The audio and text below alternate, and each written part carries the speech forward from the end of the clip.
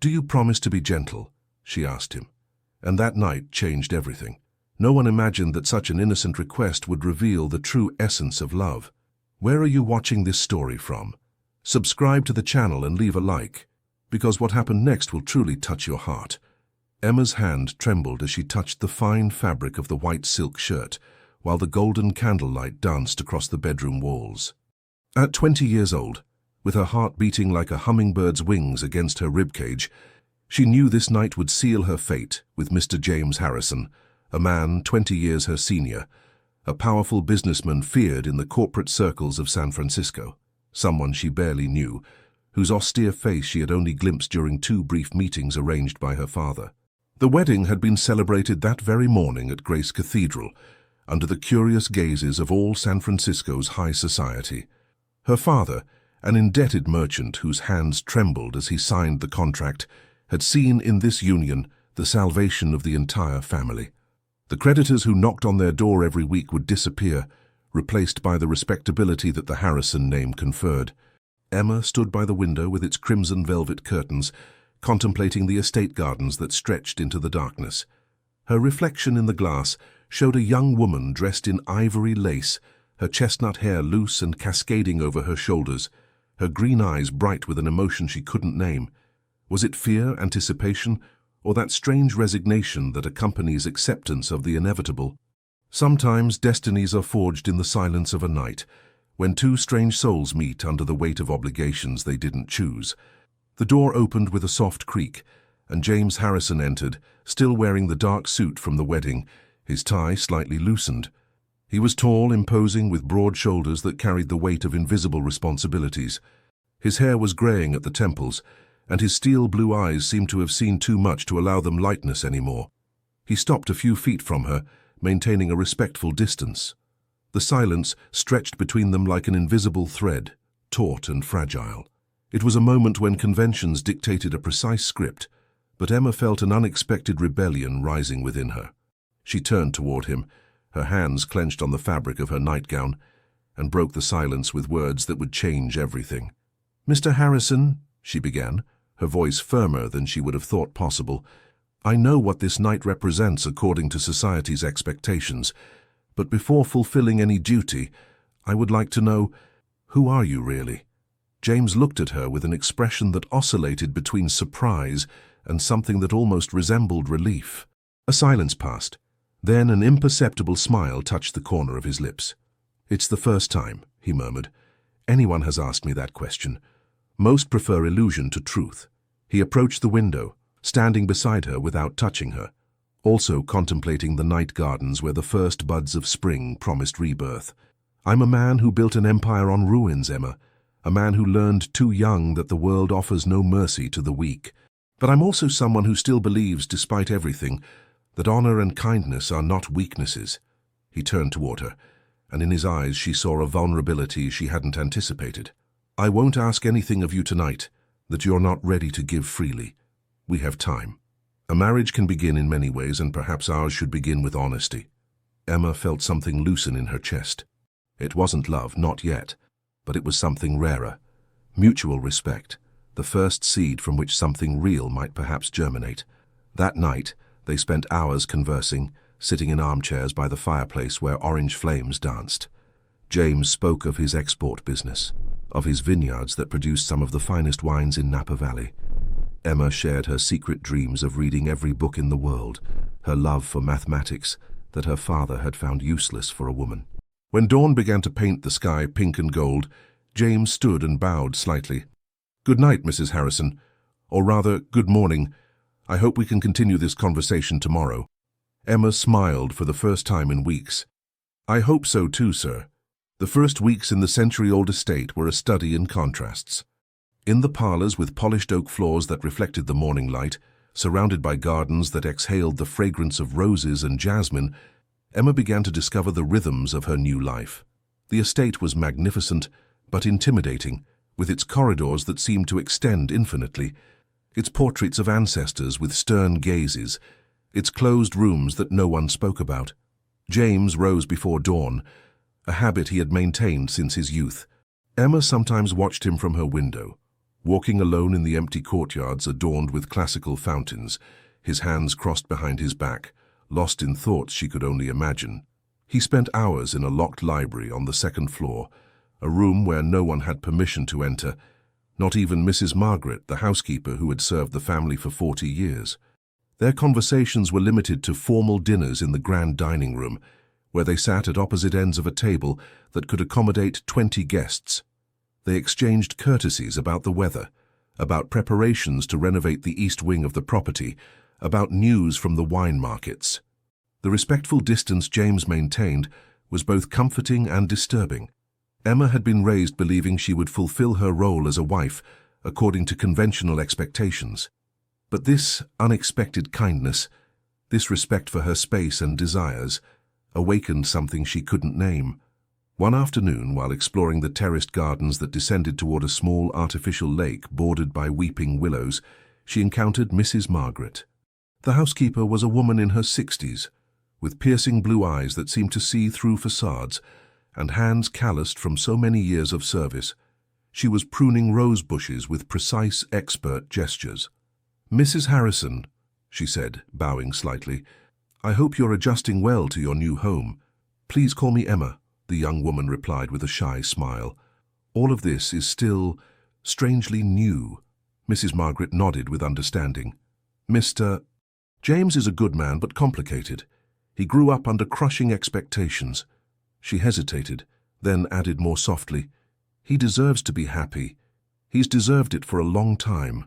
Those words stayed with Emma long after the housekeeper had resumed her work. What weight did this man carry that a loyal servant would express such compassion? That same evening, during dinner, she dared to ask a question that tormented her.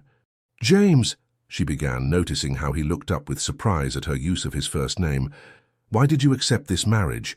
You could have chosen any woman of your rank. Why the daughter of an indebted merchant?" The silence that followed was heavy with meaning.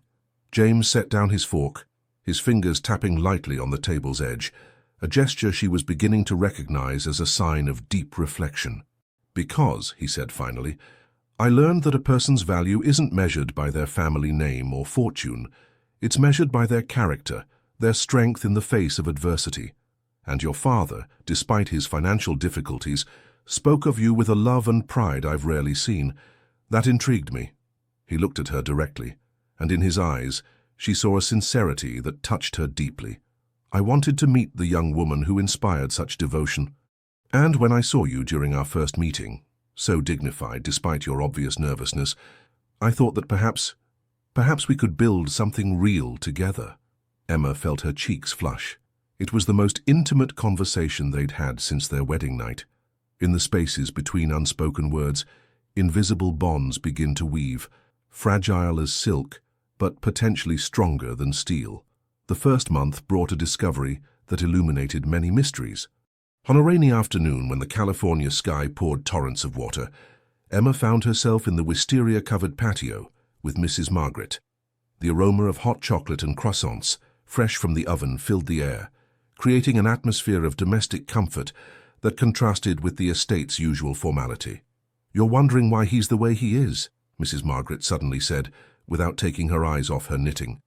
It wasn't a question. Emma hesitated, then nodded. "I raised him, you know," the housekeeper continued, her voice taking on a nostalgic quality. "Since he was 8 years old. His mother died in childbirth trying to give his father an heir. His father, well, he was a hard man, obsessed with expanding the family empire. He saw James as a tool, not as a son." The knitting needles clicked softly, punctuating the tale. "James was a sensitive boy. He loved poetry, music, long walks through the vineyards. But his father crushed that gentleness, constantly repeating that a Harrison had to be ruthless, that kindness was a weakness in the business world." Mrs. Margaret looked up, and Emma saw restrained tears. At 18, he fell in love, deeply, passionately in love. A young woman named Catherine, daughter of a philosophy professor. They met secretly in Golden Gate Park, dreaming of a life together. But when his father discovered it, she stopped, shaking her head. He forced Catherine to leave, paid her, threatened her, I don't know exactly. All I know is that one morning she was gone to New York, married to a powerful aristocrat. James changed that day. He buried his heart under layers of responsibility and ambition, becoming the businessman his father had always wanted. Emma felt her heart tighten. She understood now the distance James maintained, the protection he built around himself. "But, Mrs. Margaret added with an enigmatic smile, "I believe that with you I've seen something in his eyes I haven't seen in decades. Hope." That night, Emma couldn't sleep. She wandered the estate's corridors, her bare feet silent on the Persian rugs. She found herself in front of the locked library door, her hand touching the polished wood. What did he hide in there? What secrets did he hold? The following days, she observed James with new eyes. She noticed how he treated the farm workers with respect, how he knew every worker by name, how he personally supervised the vineyard harvest to ensure no one was exploited. She saw the kindness he tried to hide under a facade of professional severity. One evening, she found the courage to break their formal routine. "James," she said, as they were having coffee after dinner, "tomorrow I'd like to visit the vineyards with you, if you'll permit it." He seemed surprised. Then his face softened in a way she had only seen once before. "I would be honored, Emma." The spring afternoons, when the sun warmed the stone terraces and the air smelled of newly planted lavender, became their sacred time. James began inviting Emma on walks through the vineyards that stretched to the hills on the horizon, infinite rows of vines that promised the future harvest. They walked side by side, their steps synchronized on the dirt paths, conversing about everything and nothing. James explained the subtleties of viticulture, how each plot of land produced grapes with unique characteristics, how the terroir, that magical mixture of soil, climate, and tradition, created wines that told the story of the land itself. Emma, in turn, shared her secret passions. She told him about the books she devoured in secret since she was little, hidden under her mattress, to escape the disapproving looks of her mother, who found excessive reading inappropriate for a young woman. She confided her love for mathematics, how numbers formed patterns that seemed as beautiful to her as poetry. "My father always said it was a waste to teach me business," she said one afternoon, her fingers gently caressing a vine's leaves. "That my only purpose was to make a good marriage and provide heirs." James stopped, turning toward her with an intense expression. "Your father was wrong," he said firmly. "Intelligence has no gender. The ability to see patterns, to solve problems, that's a gift. A gift that could be extremely useful if you were interested." Emma looked at him with confusion. "What do you mean?" "The family business is complex. I have managers, accountants, but I've always believed the best decisions come from multiple perspectives. If you wish, I could show you the books, teach you how everything works, not as an obligation, but as an opportunity." Emma's heart beat faster. Was this real? A man who not only respected her intelligence but wanted to cultivate it. "I would like that very much," she murmured, feeling tears of gratitude sting her eyes. The weeks turned into months, and their relationship evolved with the subtlety of changing seasons. They began having breakfast together on the terrace overlooking the gardens, sharing observations about the day's events. James offered her access to his vast personal library, not the one that was locked, but another, filled with books on commerce, history, philosophy. On nights when the moon was full, they walked in the formal gardens among the sculpted hedges and fountains that murmured in the darkness.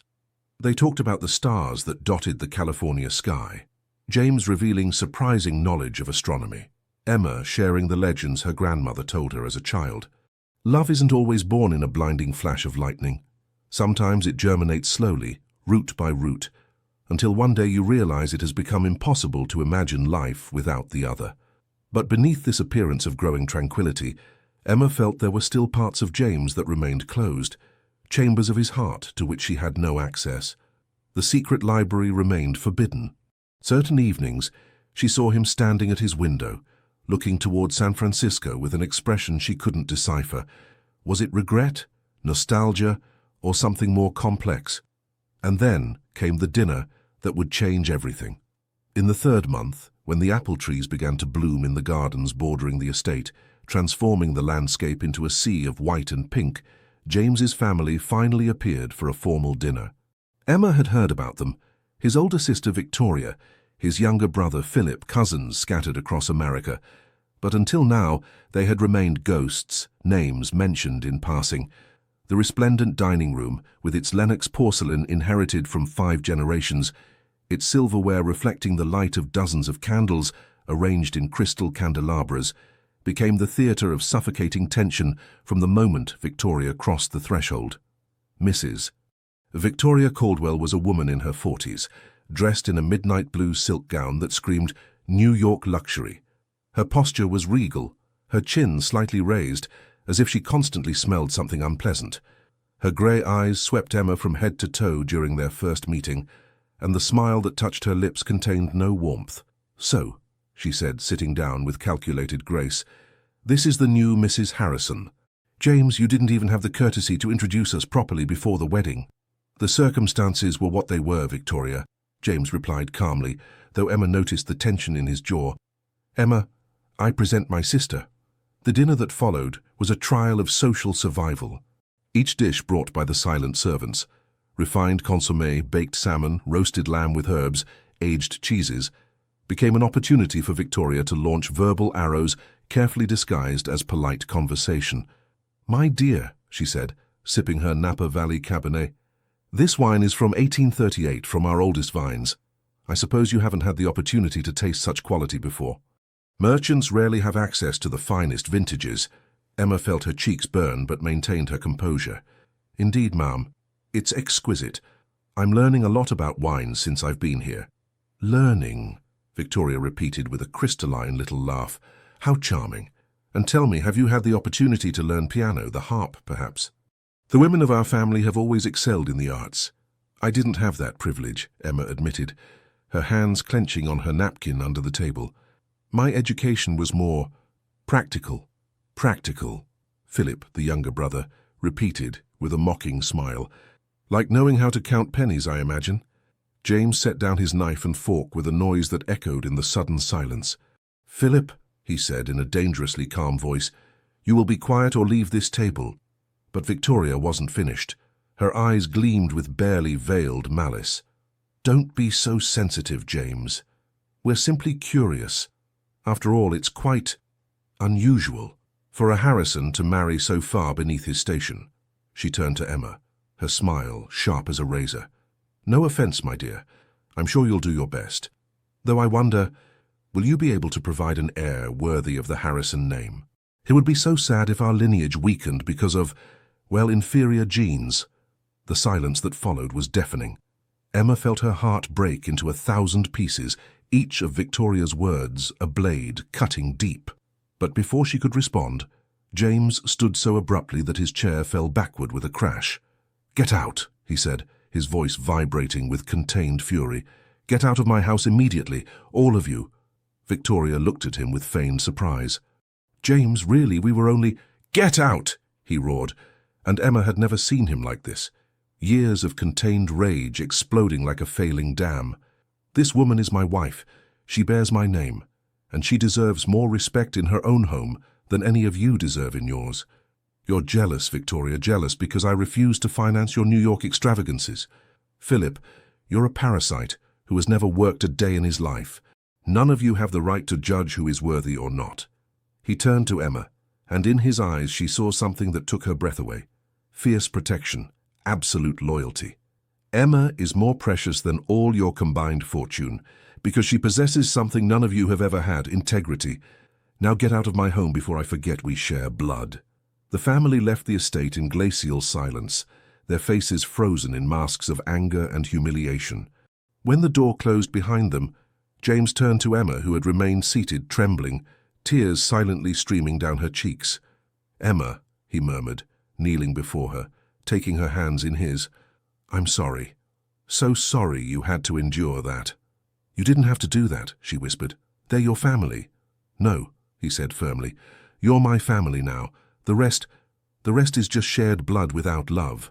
That night, something changed irrevocably between them. Emma realized that James wasn't simply a husband of convenience. He was someone who would defend her against the entire world. And this revelation planted a seed that was beginning to look dangerously like love. The 6th month brought the first real crisis that threatened not only their financial well-being, but the very future of the Harrison empire. Documents arrived by special courier, sealed with red wax, bearing news that made James pale as he read them. Emma found him that evening in his office, his brow furrowed under the yellowish light of the oil lamp, surrounded by accounting ledgers and commercial correspondence spread like a battlefield of paper. "James?" she called softly from the threshold. "What's happening?" He looked up and she saw something she had never seen before in his gaze. Fear. Not for himself, she realized, but for everyone who depended on him. The vineyard workers, the families living on his lands, the employees in his commercial offices. "Investments," he said in a hoarse voice. "Risky investments in exports to foreign markets, made years ago by my father. They're now threatening to consume half our fortune. Lost shipments, broken contracts, partners who disappeared with our money." He rubbed his eyes, exhausted. "I thought I had verified everything when I took over the business, but there were secret accounts, agreements I didn't know existed. If I don't find a solution quickly, we'll lose everything." Emma entered the office, closing the door behind her. She approached the desk, looking at the numbers that seemed to dance under the flickering light. "Show me," she said simply. James looked at her with surprise. "Emma, it's complex, I can't—" "James," she interrupted firmly, "you told me months ago that my intelligence wasn't a waste. Prove you meant it. Show me the numbers." For hours they worked side by side. James explained the complexities of maritime trade, customs tariffs, market fluctuations. Emma, with her naturally analytical mind honed by years of managing meager family finances, where every penny counted, began to see patterns others had missed. "There," she said suddenly, pointing to a ledger. "These investments in overseas cotton, they're lost, yes, but look here." Her fingers traced lines between different documents. "Your father had purchased shares in maritime insurance companies. No one has claimed the compensations for the lost ships." James leaned in, his eyes widening. "My God," he murmured. "You're right. How did I miss that?" "You were too close to the problem," Emma said softly. "Sometimes you need a fresh perspective." They continued working until the first light of dawn. Emma identified other opportunities, properties no one had realized the value of, contracts that could be renegotiated, alternative markets for their products. She suggested diversifying exports, depending less on unstable foreign markets and focusing on more stable domestic markets. "We could create a cooperative with other producers in the region," she proposed, her eyes bright with excitement. "Share transportation costs, guarantee better prices by negotiating together. Instead of competing, collaborate." James looked at her as if seeing her for the first time. "You're brilliant," he said simply. "Absolutely brilliant." The following weeks were a whirlwind of activity. James introduced Emma to his managers, initially with reluctance on their part. A woman in business was practically unheard of, but her ideas spoke for themselves. Slowly, methodically, they began to stabilize the finances. Insurance compensations were claimed, undervalued properties sold at profit. The cooperative formed with other producers. Emma found deep satisfaction in this work. She was no longer simply an ornamental wife, but a partner in the true sense of the word. James consulted her on all major decisions, valued her opinions, celebrated her successes. One night, as they worked late in the office that had become their shared space, James suddenly set down his pen. "Emma," he said softly, "I want you to know. You've saved more than our fortune. You've saved my soul." She looked up, confused. "I was losing myself," he continued, "in obligation, in duty, in the weight of carrying a name alone. But you reminded me why all of this was worthwhile. You gave me a purpose beyond mere survival." Emma felt her heart swell with an emotion she could no longer deny. She was falling in love with her husband. Deeply, irrevocably in love. In sharing burdens, hearts sometimes discover they're made to carry the weight together, transforming obligation into choice and necessity into desire. Then came a rainy autumn afternoon that would change everything. The California sky poured cold, persistent rain, drops drumming against the windows like impatient fingers. Emma was in the main library, rummaging through old commercial documents, looking for ancient contracts that might help their new export strategy. It was in a cedar wood chest, hidden behind dusty accounting ledgers, that she found the letter. The paper was yellowed by time, the edges slightly torn, but the ink remained legible. The handwriting was delicate, elegant, clearly feminine. "My dear James, I write these words with a broken heart. knowing I don't deserve your forgiveness. 20 years ago, I made the most cowardly choice of my life. When your father offered me money to leave, when he threatened to destroy my family's reputation, I should have stayed, I should have fought for us. Instead, I chose security, comfort, the name of Marquis Dubois rather than the love we shared. I recently learned that you're getting married. Know that I'm not writing to interfere, that time has passed, and I have no claim on your heart. I'm writing simply to ask forgiveness. You deserved a courageous woman, and instead you had a coward. I've returned to San Francisco, widowed now, childless, with all the fortune I traded for our love. But money doesn't warm cold nights. It doesn't fill the void you feel when you realize you've traded your soul for comfort. If you ever need me, for any reason, I'm at the Fairmont Hotel, but I'll understand if you never want to see me. I only hope you find the happiness I ruined with my cowardice. With all my regrets, Catherine. Emma read and reread the letter, her hands trembling. Catherine, James's great love, and she had returned. Not simply to the city, but on the very day of their wedding she had sent this letter. A letter James had never mentioned. Doubt began to seep into her mind like poison. All those shared moments, those nights of working side by side, those looks she thought filled with nascent affection, were they real? Or was she simply a convenient replacement, an appropriate wife to maintain appearances while he kept the flame of an old love alive? She remembered the nights when she had seen him at his window, looking toward San Francisco. Was he thinking of Catherine? When he got lost in his thoughts during their walks, was it she who occupied his mind? The following days were torment. Emma tried to maintain appearances, to continue working on the business, but every interaction with James was tinted by this new knowledge.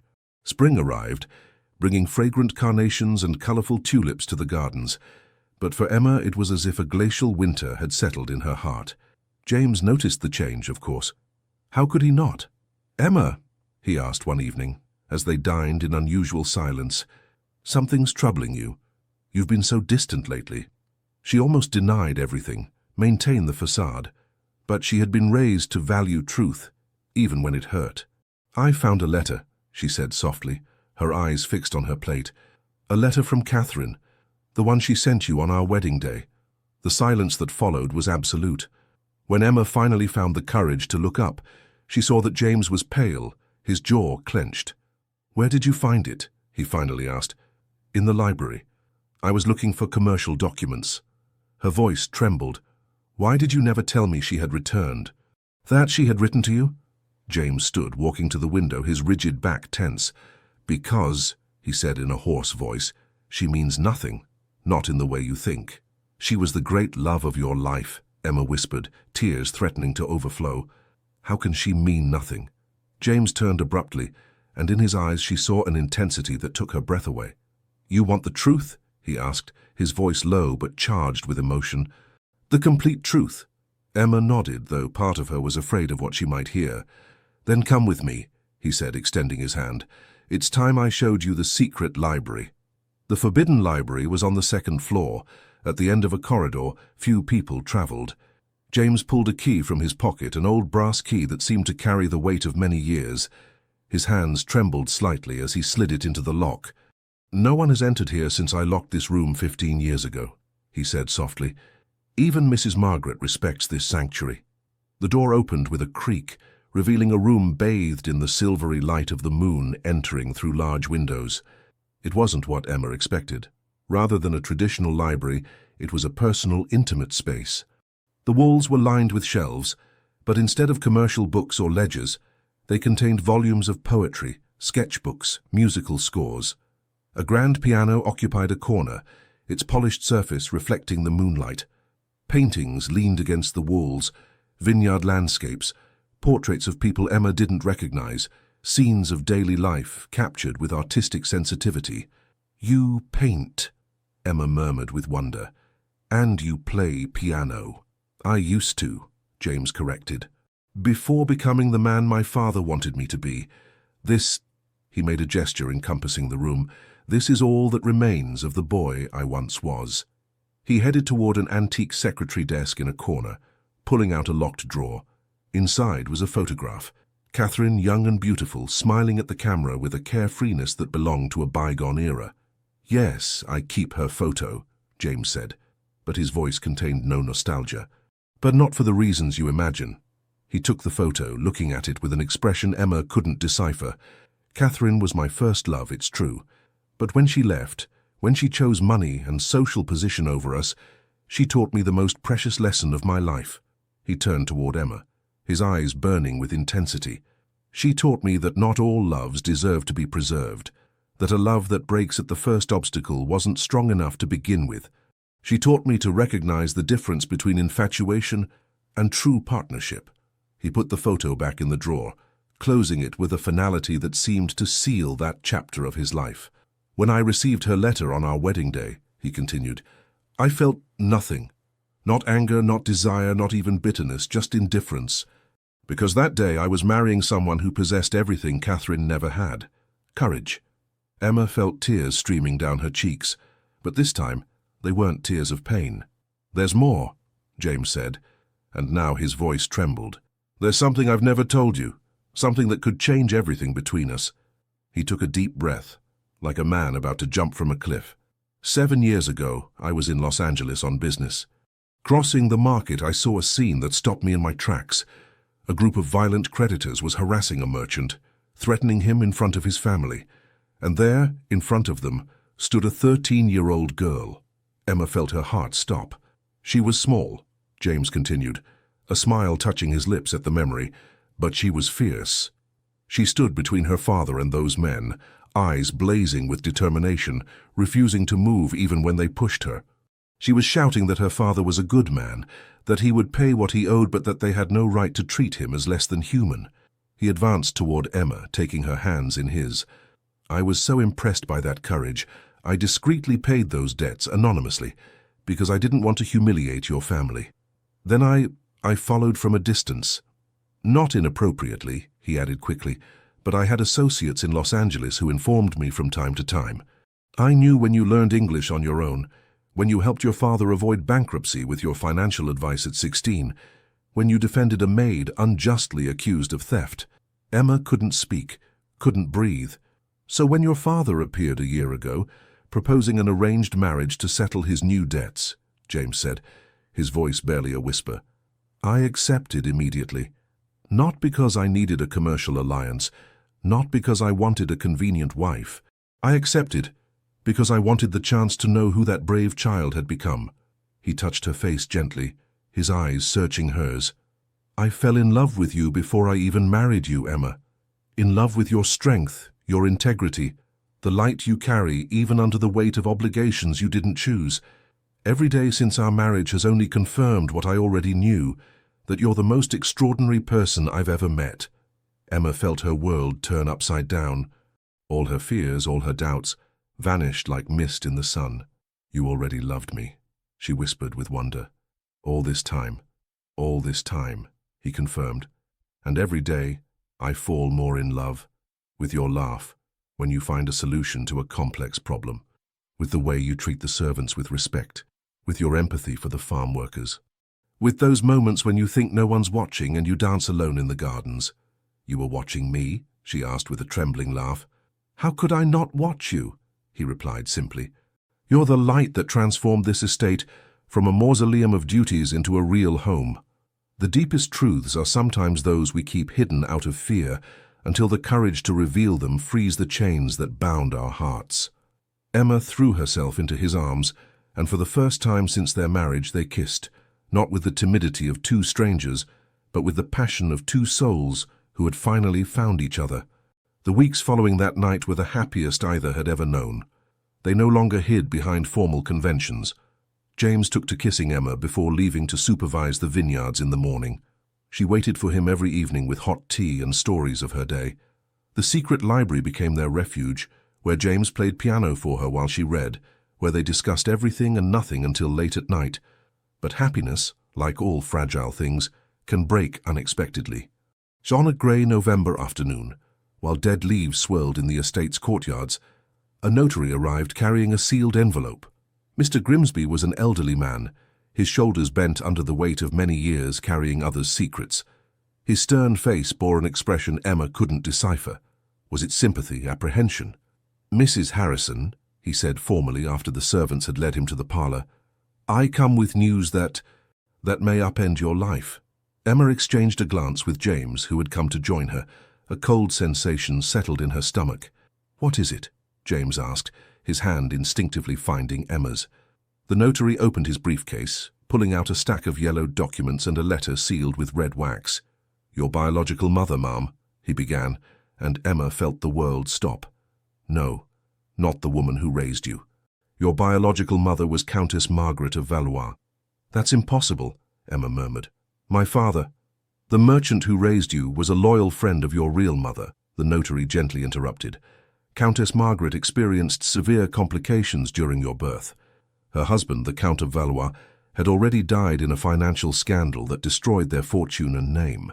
Weakened, without resources, without family to help her, she made what she thought was the best choice." He extended the letter to Emma, his hands trembling.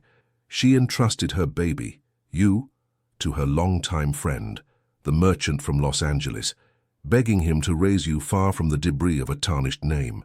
Then she retired to a convent in the mountains, where she lived in prayer and silence until her death 3 years ago." Emma opened the letter with numb fingers. The handwriting was elegant but trembling, as if written by someone ill. "My dearest daughter, if you're reading these words, then you've reached your 20th year, and you have the right to know the truth. I abandoned you, not from lack of love, but from excess of it. I gave you to someone who could give you what I couldn't, a chance to live without the weight of a dishonored name. Know that every day of these 20 years, I prayed for you. I prayed you would grow strong, courageous, free from the burden that crushed me. I hope you can forgive my cowardice.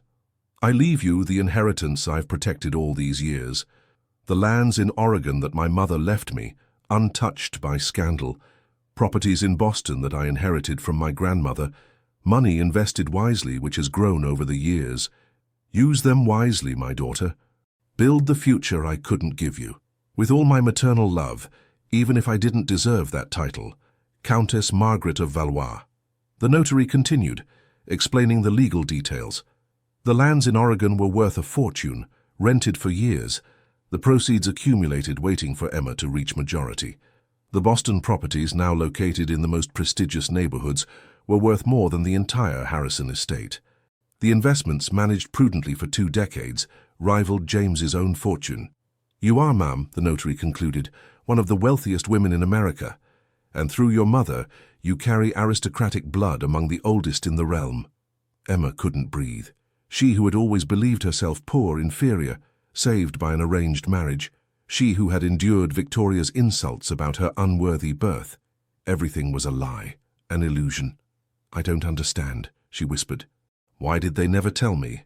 "Your adoptive mother," the notary said softly, "died without ever knowing you would learn the truth. The merchant who raised you, he was afraid that if you discovered your true inheritance, you would leave him, despising him for accepting money to raise you.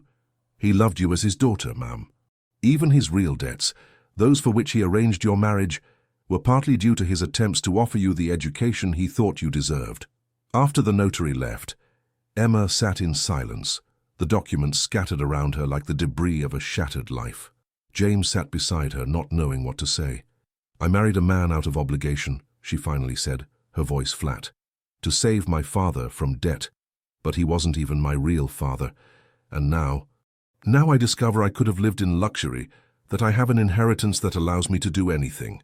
She turned toward James, and in his eyes he saw something that frightened him. A distance, a re-evaluation. "Who am I really, James? The merchant's daughter? The countess's daughter? The woman who grew up believing she was worth nothing? Or the heiress who was ignorant of her own wealth?" "You're Emma," he said firmly.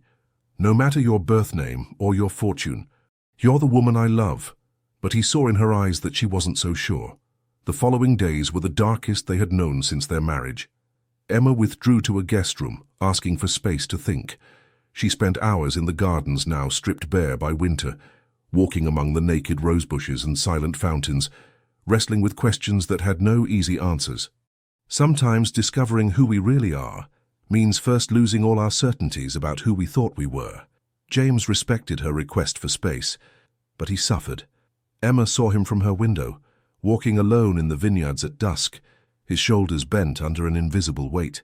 She saw him return to the secret library, but now the sound of the piano was melancholic, sad melodies that resonated through the estate like a weeping heart. Mrs.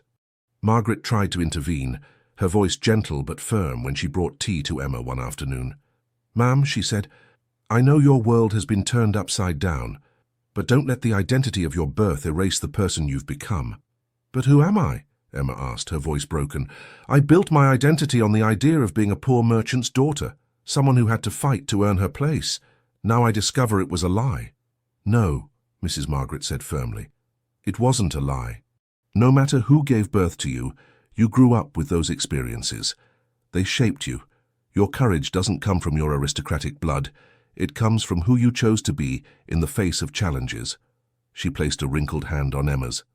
"And Mr. James, he didn't marry you for your fortune or your name. He married you before he even knew who you really were. His love has never been conditional." But Emma's doubts ran deeper. One night, unable to sleep, she went down to the main library, seeking answers in the books that had always been her refuge. It was there she found another secret, a diary hidden behind a row of philosophy volumes. It was James's mother's diary, written in the years before her death. Emma knew she shouldn't read it, but something drove her to turn the yellowed pages. The words she discovered broke her heart in a new way. "My son is growing up in a loveless home. His father sees him as a tool, not as a child. I wish I could give him more, but I'm so weak now. My last pregnancy has stolen all my strength. The doctor says I probably won't survive the birth.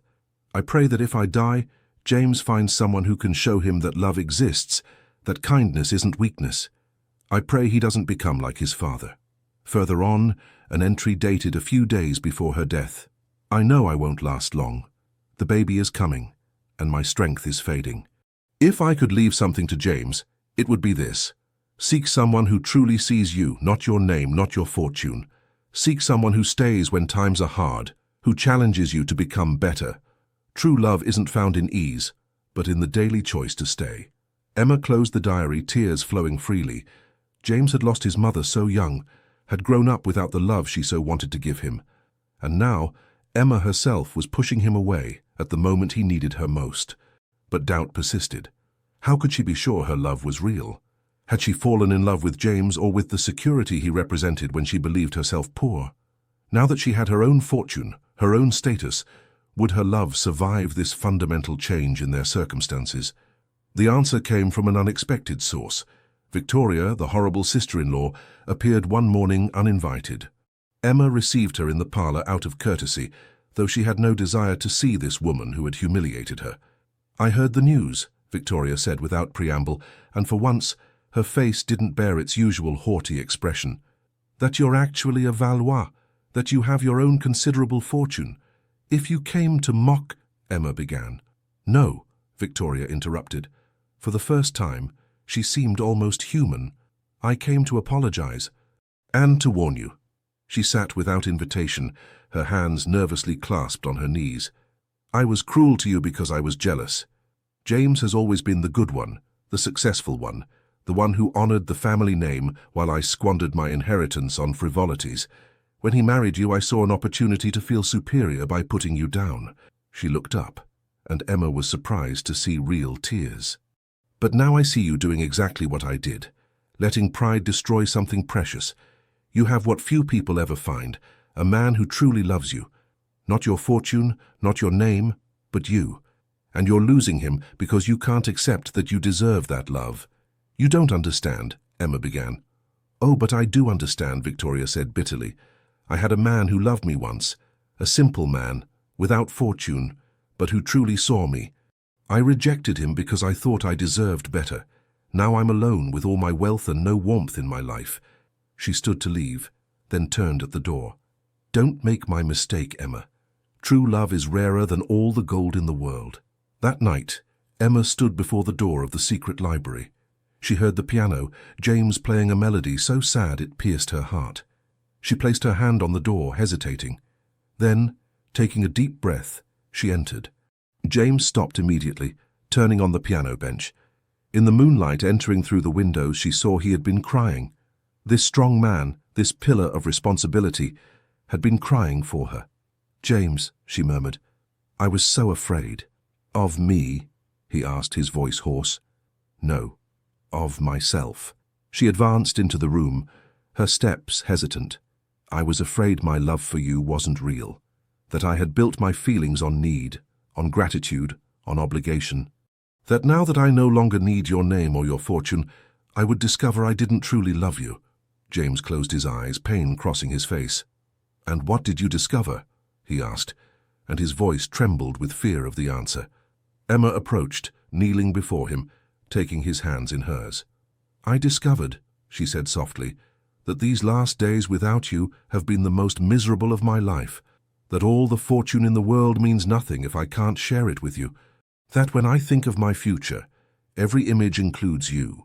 Tears streamed down her cheeks now. "I discovered that I love you, James Harrison, not because you saved me, not because you married me, but because you're the most honorable, kindest, most authentic person I've ever known, because you truly see me, not as a prize or an obligation, but as an equal partner." James pulled her into his arms, holding her so tight she could barely breathe. "I was so afraid I'd lost you," he murmured against her hair. "These last days I woke up in a nightmare where you realized you could have better than me." "There's no better than you," she said firmly. "Not for me. You're my home, James. No matter my birth name, no matter my fortune, you'll always be my home." They stayed like that for a long time, holding each other while the moon traced its arc across the night sky. True love is proven not in easy moments of shared happiness, but in crises where we must choose to stay, despite fear, despite doubt, despite all the reasons to flee. In the weeks that followed, they rebuilt their relationship on even stronger foundations. Emma began actively managing her new inheritance, but instead of keeping it separate, she combined it with the Harrison business. They became true partners in every sense, equal in fortune, equal in influence, equal in love. Spring returned, transforming the estate gardens into an explosion of colors. Cherry trees blossomed, creating clouds of pink petals that danced in the breeze. Emma and James stood on the terrace, watching workers operating on their latest project, the transformation of the estate's east wing into a school for the daughters of farm workers. "You know what I realized," Emma said, leaning against James. "My father, the merchant who raised me, he may have made mistakes, but he gave me something my biological mother couldn't. He gave me a childhood with love, even though we were poor. He taught me the value of work, of integrity." "You want to see him," James said. It wasn't a question. Emma nodded. "He must be overwhelmed with shame, thinking he sold me into marriage for his debts, not knowing I've now discovered the truth." "Then let's go see him together," James said. They traveled to Los Angeles the next day, their carriage crossing the green hills of the California spring. The merchant now lived in a small house on the outskirts of the city, his debts paid by Emma's marriage, but clearly living modestly. When he opened the door and saw Emma, his face collapsed. He seemed to age 10 years in an instant, his shoulders sagging under the weight of guilt. "Emma," he murmured, "I'm so sorry. I didn't deserve to be called your father." "I sold you like—" "Dad," Emma interrupted, and the word brought tears to the man's eyes. "You didn't sell me. You did what you thought was best in impossible circumstances." She entered the small house, James following discreetly. "I know the truth now," she said softly, "about my biological mother, about the money she gave you to raise me, about my inheritance." The merchant collapsed into a chair, his face in his hands. "You hate me now," he said, his voice muffled. "Ah, you must hate me." "No," Emma said firmly. She knelt before him, exactly as she had done that time in the market 7 years ago when she had defended him from creditors. "I thank you." He looked up, incredulous. "You loved me as your daughter," she continued, tears streaming down her cheeks. "You used the money my biological mother gave you not for your own benefit, but to give me the best education you could afford. When you had new debts, it was partly because you were trying to give me more than you could. But I forced you into that marriage. You gave me the chance to meet the man I love," she interrupted. "You gave me James, and there's no greater gift you could have given me." The merchant wept then, years of guilt and shame pouring out. Emma held him, This man who wasn't her biological father, but was in every sense that truly mattered. "I'm not asking you to leave this house," she finally said, "but I'd like you to come visit the estate regularly. I want you to see the school we're building. I want you to meet the people who work in our vineyards. I want you to be part of my life." "You're so good," he murmured. "So much better than I deserved." "You taught me that goodness," Emma replied simply. On the way back, James took Emma's hand. "You're extraordinary," he said softly. "The way you forgave, the way you saw beyond his mistakes to the love that motivated them." "I had a good teacher," she replied with a smile. "You showed me that love isn't perfect, but that true love persists despite imperfections. Forgiveness doesn't erase the mistakes of the past, but it frees the future from their chains, allowing new joys to grow where only regrets once flourished." 18 months after their marriage, the Harrison estate was no longer the cold mausoleum it had been. Children's laughter now echoed in the East Wing, where the school welcomed 20 girls aged 8 to 16. The servants smiled more often, feeling the warmth that had pervaded the domain. The vineyards prospered under Emma and James's joint management, their innovations transforming the region. But the greatest change was in their hearts. One evening, as summer drew to a close and the vineyards grew heavy with grapes ready for harvest, James asked Emma to accompany him somewhere special. He guided her through the gardens, past the fountains, to a part of the estate she had never seen. A small natural amphitheater formed by the hills, where the vines created a perfect circle. Hundreds of lanterns hung from the vines, creating an earthly constellation that rivaled the stars beginning to appear in the twilight sky. In the center, a table was set for two, covered with white roses, the same flowers that grew in the gardens where they had shared so many conversations. "James," Emma murmured, amazed, "it's magnificent." "Our anniversary is in 3 days," he said, guiding her toward the table. 18 months since that first night when you broke all my expectations by asking who I really was." They dined under the stars, sharing wine from their vineyards, laughing about memories of their awkward first days, talking about their dreams for the future.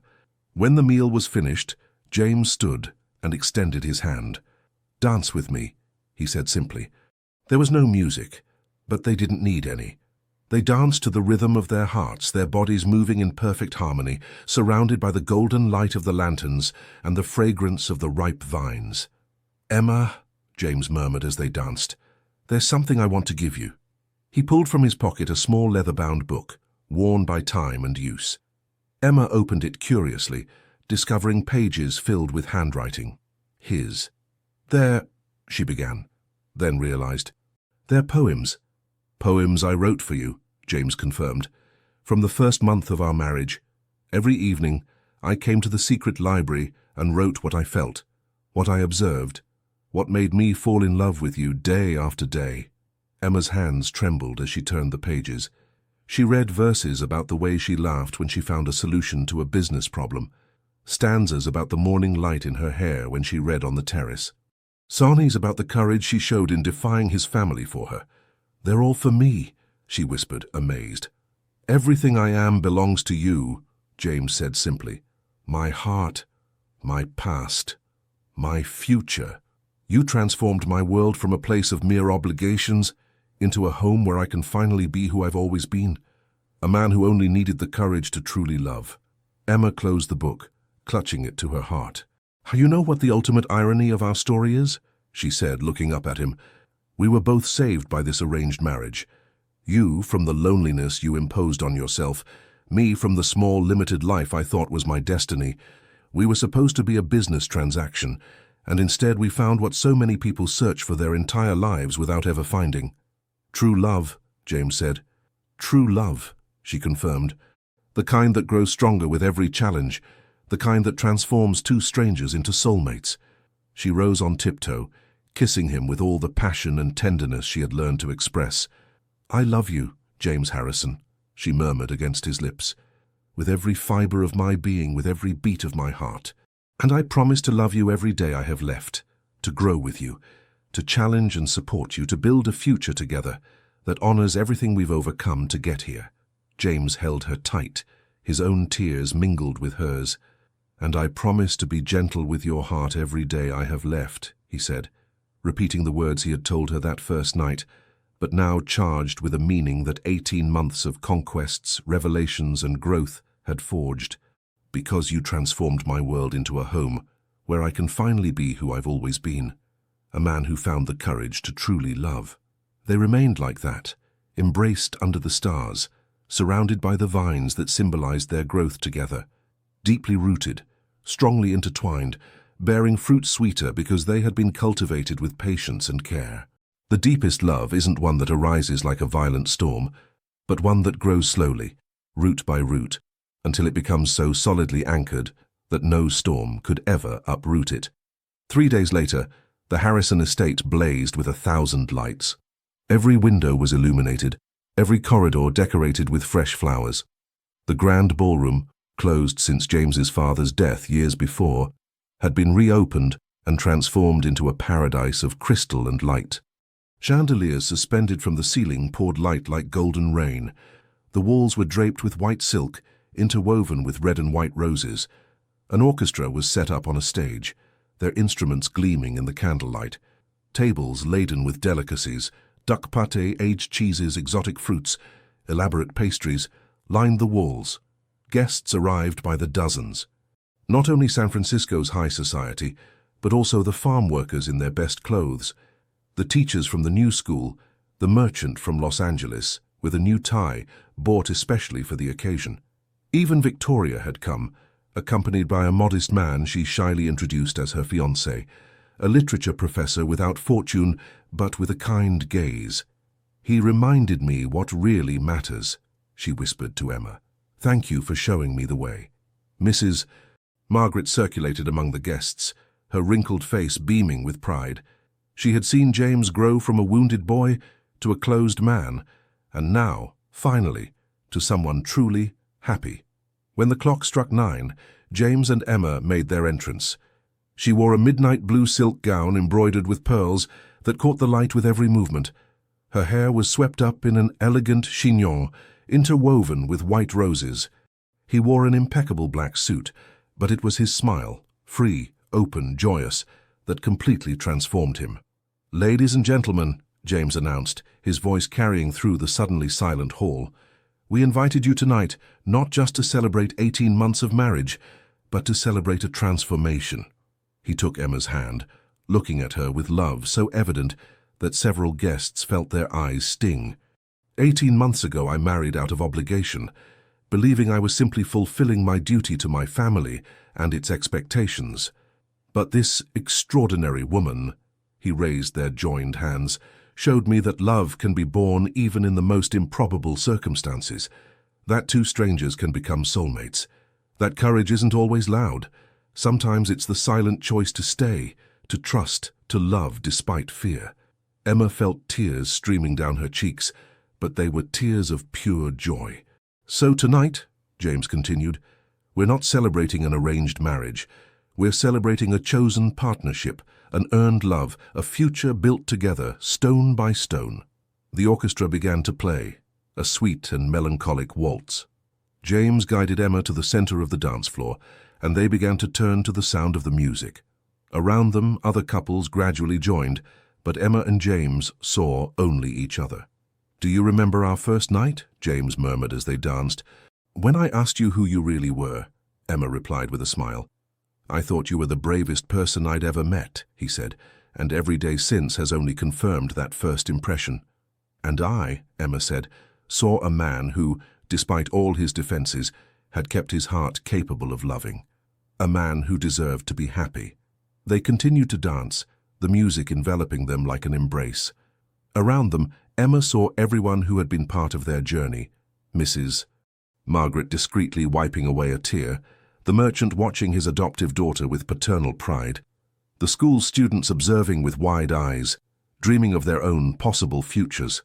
When the waltz ended, James leaned down and whispered in Emma's ear, "I promise to be gentle with your heart every day I have left, because you transformed my world into a home where I can finally be who I've always been.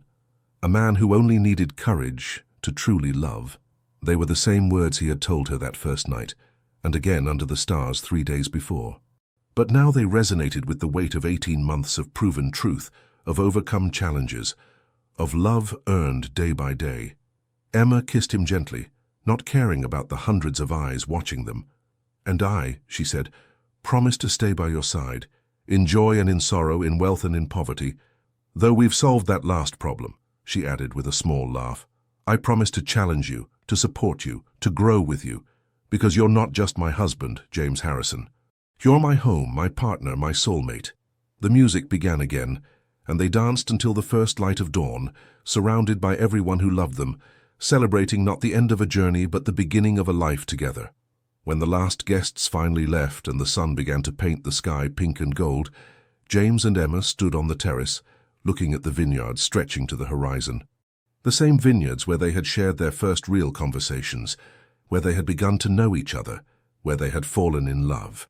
"You know what's most remarkable about our story?" Emma said, leaning against James. "What?" he asked, putting his arm around her. "That we started as two people forced together by obligation, and we chose to become something magnificent. We took a constraint and transformed it into freedom. We took social expectations and transformed them into true love." James kissed her forehead, a gesture so tender it contained all the depth of his feelings. "It's because true love isn't found," he said softly. "It's built, stone by stone, day by day, choice by choice. And every day, Emma, I choose to love you. Every day for the rest of my life." "And I too," she murmured. "Every day forever." They remained like that as the sun rose completely, illuminating the vineyards, the estate, their future together. Two souls who had started as strangers became partners, and finally, soulmates. The greatest love isn't one that's born in perfect circumstances, but one that's chosen despite all the reasons not to. Because it's in the daily choice to stay, to grow, to love despite challenges, that lies the true magic of two hearts becoming one. And so, in this estate in the midst of California vineyards, two people proved that even arranged marriages can transform into legendary love stories when two courageous hearts choose to build something beautiful together.